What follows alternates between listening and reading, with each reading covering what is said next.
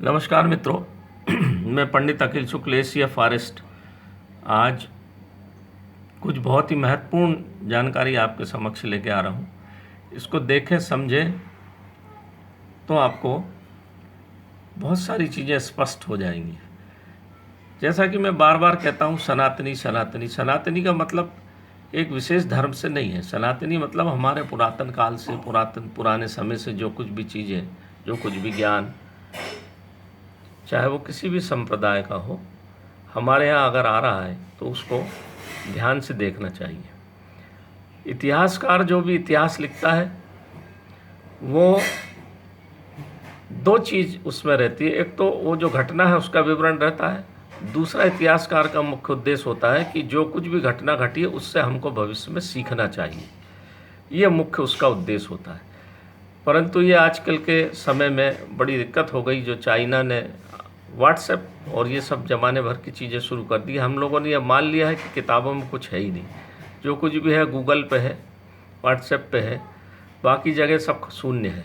पर किताबों में बहुत सारे जो संत हैं उन्होंने अपने भजनों में, किताबों में बहुत कुछ लिखा हुआ है। कबीर, नानक, आपका बुल्ला शाह, ऐसे बहुत सारे संत हुए हैं, सूरदास, जिन्होंने बहुत सारी चीज़ें पहले ही बता दी। पर हम भविष्यवक्ता पूरी दुनिया में, असल बात यह है कि हम अमेरिका, इंग्लैंड, चीन, इनको ही अपना स्टैंडर्ड मान चुके हैं, मानक मान चुके हैं। वो अमेरिका जो कहेगा वही हम मानेंगे। बाकी हम स्वदेशी चीज़ों को या स्वदेशी बातों को मानते ही नहीं। हम WHO को मानते हैं। WHO ने क्या करा सबको पता हो गया। हमारा जो कुछ भी पुराता, जो कुछ भी लिखा हुआ, इसी प्रकार से भविष्यवक्ता पूरी दुनिया में एक ही को सबसे बड़ा माना जाता है, Leonardo da Vinci. Leonardo da Vinci को माना जाता है। लियोनार्डो विंची ने क्या करा? कुछ भी नहीं है। उनकी जो लिखी हुई कविताएं हैं, जब घटना घट जाए उसके बाद वो कविता उस जगह पर बैठती। तो ये भविष्य की बात कहाँ हुई? ये तो जो कुछ घट गया उसके बाद भूतकाल की बात हुई। भविष्य की बात जो होती है, ये देखिए, ये सूरदास जी का भजन है, 180 नंबर का भजन है। सूरदास कब थे अब आपको सबको पता है। कितना बढ़िया भविष्यवाणी है, इसको सीख लीजिए, देख लीजिए, इसको समझिए। उन्होंने कितने दिन पहले ही हर बात को स्पष्ट कर दिया था। रेमन धीरज क्यों न धरे, संवत 2000 के ऊपर ऐसो योग परे, पूरब पश्चिम उत्तर दक्षिण चहुँ दिस काल परे। ये देखिए, पूरब पश्चिम उत्तर दक्षिण चहुँ दिस काल परे, चारों तरफ। पूरब में चाहे देश के माध्यम से आप देख लें, दुनिया के माध्यम से, तो पूरब चीन, पश्चिम यूरोप, उत्तर और दक्षिण, उत्तरी अमेरिका, दक्षिण अमेरिका। भारतवर्ष में भी देख लीजिए आप, पूरब में आप देख लें दिल्ली, पश्चिम बम्बई, उत्तर आपका अहमदाबाद गुजरात, और दक्षिण में कर्नाटक या तमिलनाडु। चहुँ दिस काल पर है। यस, और मध्य प्रदेश में स्थिति ठीक है, मध्य प्रदेश का नाम इसमें नहीं है। अकाल मृत्यु जग माही व्यापे, प्रजा बहुत मरे, स्पष्ट लिखा हुआ है। सहस बरस लगी सतयुग व्यापे, 7 बरस लगेंगे इसको, तब सतयुग लगेगा। 7 बरस तक चलने वाला है, ये मैं नहीं कहता, ये हमारे सूरदास जी पहले ही लिख गए। सूरदास वो आदमी था जिसको ध्यान में दिक्कत, आंखों से रोशनी में आती थी, तो उन्होंने अपनी दोनों आंख फोड़ ली थी। संत प्रथा, एक मध्यकाल में एक संत प्रथा आई जिसमें बड़े बड़े संत हुए, और संत की वाणी कभी झूठ हो ही नहीं सकती। अकाल मृत्यु जग माही व्यापे, प्रजा बहुत मरे, सहस बरस लगी सतयुग व्यापे। 7 बरस लगेंगे, जैसा कि अब साइंटिस्ट भी बोलने लगे कि लंबा चलेगा। सुख की दशा फिरे, 7 वर्ष के बाद सुख की फिर से दशा आ जाएगी। मतलब धीरे धीरे ख़त्म होकर फिर से सुख की दशा शुरू हो जाएगी। तो समझ लीजिए 3.5-4 साल से ख़त्म होकर फिर धीरे धीरे ठीक होकर 7वें वर्ष में समाप्त हो जाएगा पूरी तरह। स्वर्ण फूल बन पृथ्वी फूले, स्वर्ण के समान पृथ्वी, स्वर्ण फूल बन, फिर से पृथ्वी खुश होगी। देख लिया आपने, गंगा, नर्मदा, यमुना सब पवित्र हो गई। जो 400 करोड़, 4000 करोड़ में शुद्ध नहीं हुई, वो मात्र एक माह के लॉकडाउन में हो गई। धर्म की बेली बढ़े, धर्म कर्म शुरू हो गए, पूजा पाठ मंदिरों में शुरू हो गई, हवन यज्ञ चालू हो गए। हर व्यक्ति अब धर्म की बात करने लगा, चाहे कोई सा भी धर्म हो। धर्म मतलब धर्म होता है, काल व्याल ये वही बचेगा। काल व्याल, व्याल का मतलब होता है जाल, व्याल मतलब बोलते हैं जो चिड़िया कौवा पकड़ता है ना, उसको व्याल बोलते हैं। काल व्याल, ये काल का व्याल है, काल का जाल है। इस जाल से वही बचेगा जो हंस का ध्यान रखे। हंस का यहाँ मतलब होता है आत्मा। हंस उड़ जाएगा, आपने सुना होगा एक भजन है, उड़ जाएगा रे हंस अकेला। हंस का मतलब होता है आत्मा। आत्मा का मतलब होता है परम ब्रह्म, परम ब्रह्म का अंश हमारे अंदर है, जिसको हम आत्मा बोलते हैं। अगर हम परब्रह्म का ध्यान करें, मतलब हरि का भजन करें। मैंने एक वीडियो डाला था, आपने जो हरि भजन करता रहता उनको कुछ भी नहीं हुआ, 3 माह हो गए। जो हंस का ध्यान धरे, हरि का ध्यान, हरि भजन करिए, तो ये आपका वैक्सीन भी दे दिया उन्होंने, सूरदास जी ने वैक्सीन भी दे दिया आपको। सूरदास हरि की है लीला। हरि यानी सब कष्ट को हरने वाले भगवान श्री राम। लीला, ये कृष्ण हो चाहे हरि हो, ये लीला करते हैं। ब्रह्म हमेशा लीला करता है प्रगटीकरण होकर। सूरदास हरि की है लीला, तारे नहीं टरे। आप देख रहे हैं, तारे नहीं टर रही, हटेगी ही नहीं। इसका एकमात्र उपाय है, चाहे कोई भी मजहब हो, कोई भी धर्म हो, हमको उस पर ब्रह्म का ध्यान करना चाहिए। चाहे हिंदू हो, मुस्लिम हो, सिख हो, ईसाई हो, सब एक ही है। ब्रह्म तो एक ही है, नाम अलग अलग है। हमको उस परमेश्वर की याद सदा करना चाहिए जिसने इस पूरी पृथ्वी को बनाया है। इसके बारे में एक और संत ने गाया है कि हरि सुमिरन जो करे वासे काल हमेशा डरे। हरि का सुमिरन, सुमिरन बड़ा हिंदी का बड़ा गूढ़ शब्द है। रटना नहीं है राम राम राम, सुमिरन करना है। सुमिरन तो घट में घटे, सुमिरन घट में घटता है। घट यानी आपका जो कंठ है वहाँ। आप सोते जागते, जब भी आप सोए तो हरि का स्मरण करते हुए सोइए, हरि का स्मरण करते हुए उठिए। जो भी आपको लगे, जो भी जिस भी आप धर्म संप्रदाय के हो, ये संत किसी विशेष संप्रदाय के नहीं होते। चाहे कोई भी संत हो, चाहे बुल्ला शाह हो, चाहे कबीर हो, चाहे नानक हो, चाहे रैदास हो, जितने भी संत हुए दुनिया में, उनको जात पात का कोई लेना देना नहीं होता। वो तो पूरे ब्रह्म को, पूरी मानव सभ्यता को बचाने की बात करते हैं, तभी तो संत। नहीं तो फिर तो वो दुकानदार हो गए, संत नहीं हुए। संत की लीला बड़ी अपरंपार है मित्रों, उसको समझना बड़ा मुश्किल है। तो हमको सुमिरन करना। आप सोने के पहले हरि का सुमिरन करिए, जो भी संप्रदाय हो उनका सुमिरन करिए। आपके जो देवी देवता, जो भी जिसको आप मानते हो, उठते साथ करिए। दिन में जब भी फुर्सत मिले करिए। ये है हुई आपका इंसुलिन, यही बचाएगा आपको। और मैंने इसके लिए वीडियो भी डाल दिया था, वो प्रगटीकरण है, सत्य है वो। संत की वाणी कभी झूठ होती नहीं मित्रों। संत का बड़ा अनुभव होता, भगवान के स्वरूप होते हैं। बहुत पहले ही सब चीज़ बोल दी है। देख लीजिए आप, भजन 180 है ये। अब दूसरी संत की वाणी देख लीजिए, ये है संत रविदास। इन्होंने भी स्पष्ट लिखा है, भारत में अवतारी होगा जो अति विस्मयकारी होगा, ज्ञानी और विज्ञानी होगा। अब ये ज्ञानी और विज्ञानी बड़ा गूढ़ शब्द है, आप लोग सब समझ रहे होंगे। जो अद्भुत सेनानी होगा, जीते जी कई बार मरेगा, छद्म भेष में जो विचरेगा। छद्म भेष में जो विचरेगा, ज्ञानी और छद्म भेष, इसको आप मिला लेना मित्रों। ये बहुत, मैं यहाँ किसी का नाम नहीं लूँगा, पर आप समझने वाला इस इशारे को समझ लेगा, जिसने इसके कर कमलों से बैठने के लिए भगवान श्री राम ने कितने बरस तक टेंट में बिठाए। फिर उनकी ब्रह्म भी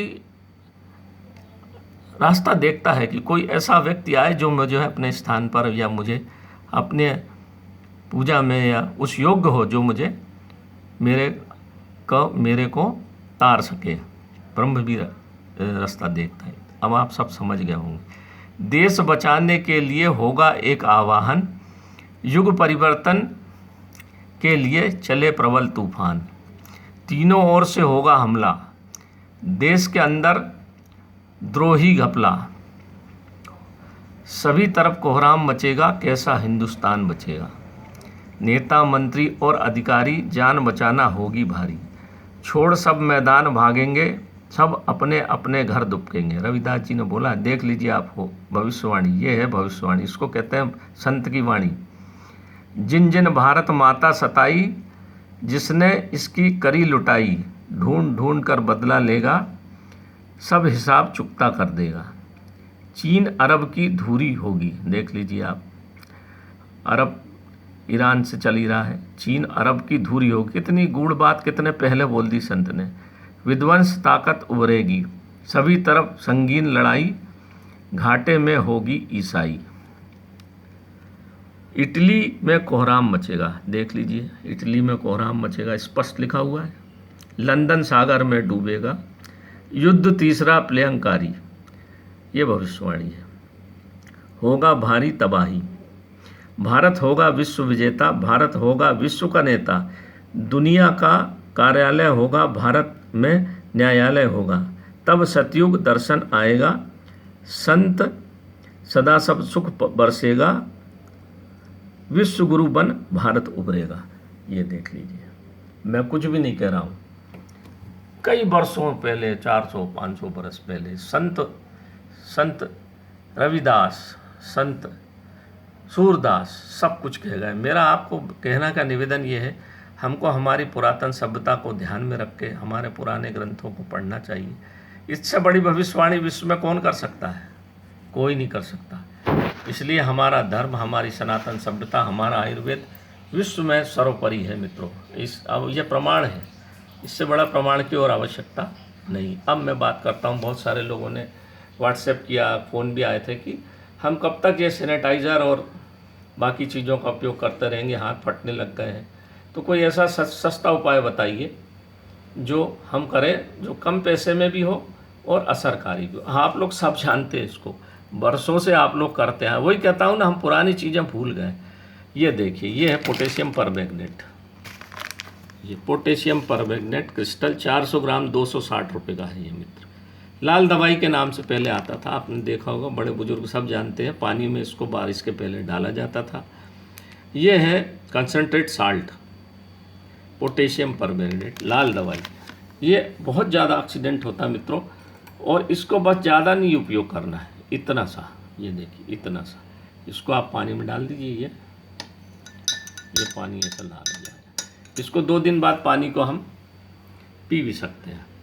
तो आप इसको खरीद लाइए, 260 रुपये का है। बाहर एक बाल्टी में डाल के रख दीजिए, थोड़ा सा, बहुत कम डालना है, ज़रा से डालने में ये लाल हो जाता है। और उसी से आप पैर धो के अंदर आइए, हाथ धोइए, सब्जी भाजी धोइए, नुकसानदायक बिल्कुल नहीं है। पूरी सब्जी भाजी धोइए, आपको जो कुछ बर्तन, खाने के बर्तन आप इसी से धो सकते हैं, पैर धो सकते हैं। नहाने की टंकी में डाल दीजिए, तो आपका नहाने का पूरा पानी आप इसी से नहाइए। बाथरूम इससे धोइए, लेटरिन इससे धोइए, कपड़े जो हैं जब आप पानी की टंकी में डाल देंगे, कपड़े भी इससे धोइए। ये समस्त प्रकार के वायरसों को मारने में सक्षम है और बहुत सस्ता है मित्रों। ये केमिकल से अगर आप सक्षम हैं तो वो यूज़ करिए, उसमें कोई दिक्कत नहीं। पर जो बेचारे गरीब लोग हैं वो क्या करेंगे, वो इस लाल दवाई का उपयोग करिए। बहुत पुरातन काल से कुएं में, हैंड पंपों में डाला जाता था ताकि पीलिया नहीं हो, पेट की कोई बीमारी नहीं हो। उसमें ये हम लोग ने खुद ने फॉरेस्ट विलेज के गाँव में खूब डलवाया है इसको, और बहुत सस्ती चीज़ है। 2 दिन बाद पानी पी लीजिए, कोई नुकसानदायक नहीं, पेट में चला गया कोई नुकसानदायक। पहले टीबी, आयुर्वेद में जिनको टीबी हो जाती थी, वो इसका पानी थोड़ा सा 1 दिन का डाल के इसका पानी पिलाया जाता था, तो टीबी में आराम होता था, लंग्स में आराम होता। तो ये आपको फ़ायदा ही करेगा, नुकसान नहीं पहुंचाएगा मित्रों। ये पोटेशियम परमैंगनेट देख लीजिए, बहुत पुरातन समय से उपयोग होता है। ये बहुत तीव्र ऑक्सीडेंट होता है, मैं बताता हूँ। ये है ग्लिसरीन। अगर ये, हालांकि बाजार का ग्लिसरीन है, शुद्ध ग्लिसरीन अगर इस पर डाला जाए तो ये देखिए कितनी तेज़ी से ये उबलने लगता है। वैसे तो आग पकड़ लेता है, परंतु देखना आप अभी,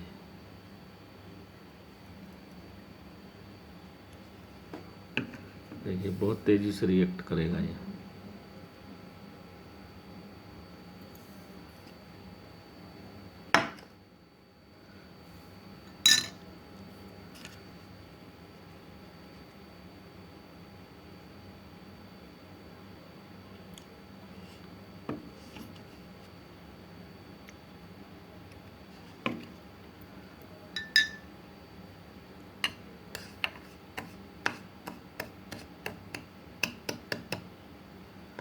ये ग्लिसरीन असल में नकली है।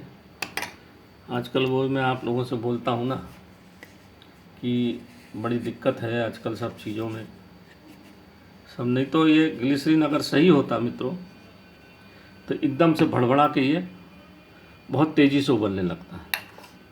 ये ग्लिसरीन सही नहीं है इसलिए ये उबल नहीं रहा, नहीं तो ये बहुत तेज़ ऑक्सीडेंट है, बहुत तेज़ी से उबलता है। तो यहाँ मित्रों देख लीजिए, मैंने आपको सब चीज़ें बता दी है।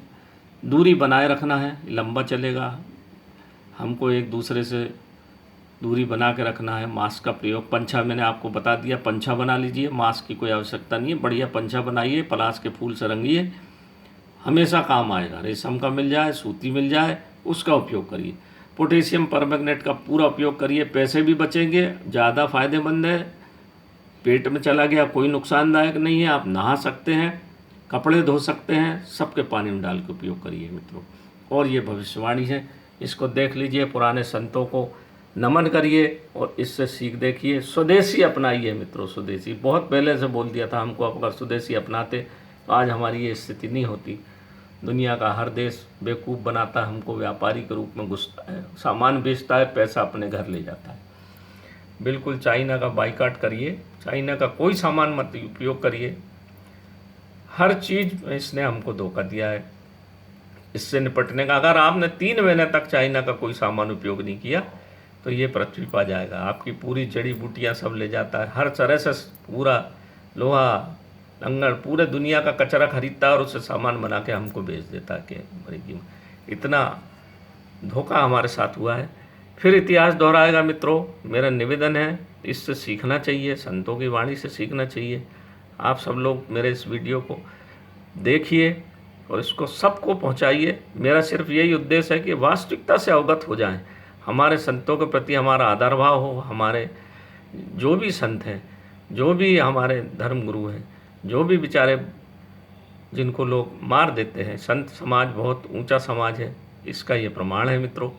इस तरह की हिंसा ना करें, उनको पूरा आदर सम्मान दें, ताकि हम इनकी वचनों का सदुपयोग कर अपने जीवन लीला को आगे बढ़ा सकें।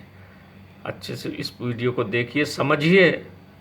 सबके समझ का फ़र्क होता है, आप इसको समझिए दोनों चीज़ों को और सबको फैलाइए, ताकि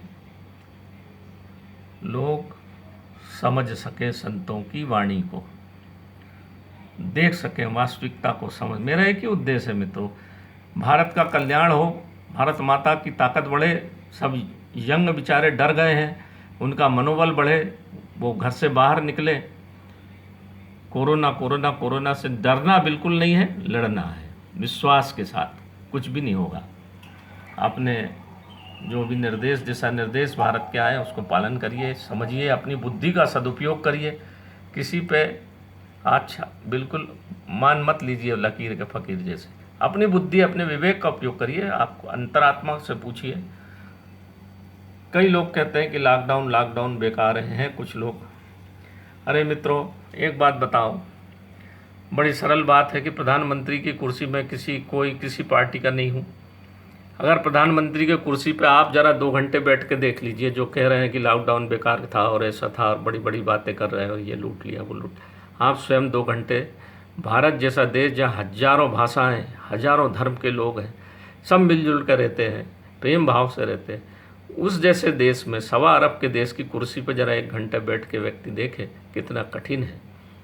और अगर लॉकडाउन लगा दिया तो काफ़ी लोग बच गए, नहीं तो एक संख्या करोड़ों में जाती मेरे हिसाब से, क्योंकि मैं आयुर्वेद को समझता हूँ, जानता हूँ, जिया हूँ।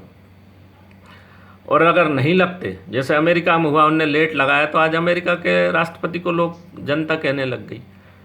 तो ये तो दुधारी तलवार होती है ना। लोग राजनीतिक जो अच्छा प्रधानमंत्री या जो भी देश के अच्छे नेता होते हैं, उनको ना जीने देते हैं ना मरने देते हैं। आपने एक गधा वाली कहानी सुनी होगी, एक आदमी गधा लेके जा रहा था, कोई कहता कि अरे पागल है, नीचे बच्चे को पैदल चला रहा है, फिर उसने बिठा दिया तो लोग बोले पुराना गधा है, देखो तो मरियल गधे पे बच्चे।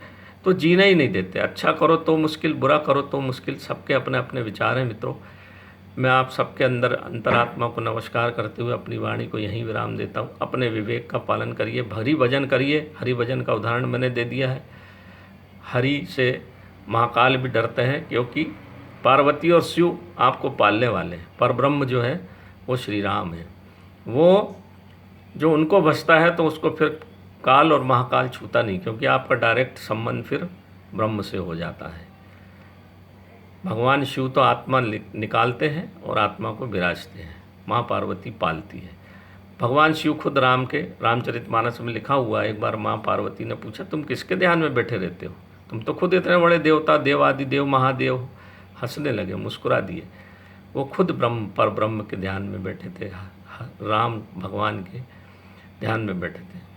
तो ध्यान करिए मित्रों, इसमें कोई हिंदू मुस्लिम वाली बात नहीं है। जिसका जो भी मन हो उसमें अपने इष्ट को ध्यान रखें। आप बिल्कुल सदा सुखी रहेंगे, भारतवर्ष सुखी रहेगा।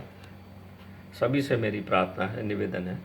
नमस्कार मित्रों, मैं पंडित अखिल शुक्ल, ACF फॉरेस्ट। मेरे पास जो भी मिलता है, जो भी मैं इकट्ठा करता हूँ, जो भी खोजता हूँ, आप लोगों के लिए, भारतवर्ष के लिए, भारत के किसी भी धर्म संप्रदाय का व्यक्ति हो, उसके लिए मेरे से जो कुछ सहायता होती है मैं कर देता हूँ। मानना नहीं मानना, उपयोग करना, सब आपकी बात है मित्रों। क्योंकि मैंने देखा है इंदौर बाईपास पे एक बोतल पानी, एक घूंट पानी के लिए वो मज़दूर कैसे मरे हैं, छोटे छोटे बच्चे कितने परेशान हुए। मुझे पानी और रोटी का मूल्य समझ में आ गया। हम लोगों ने जो कुछ बना सब कुछ कर पाए, पर बहुत थोड़ा था, वो सागर में बिंदु के बराबर था। जो महामारी मैंने देखी है, भगवान बचाए ऐसे संकट से, सबको सद्बुद्धि दे, सबको अच्छा बनाए, इस संकट को हमारे भारत से दूर भगाए। जय हरि कृपा, जय हरिओम, जय महाकाल, जय श्री राम।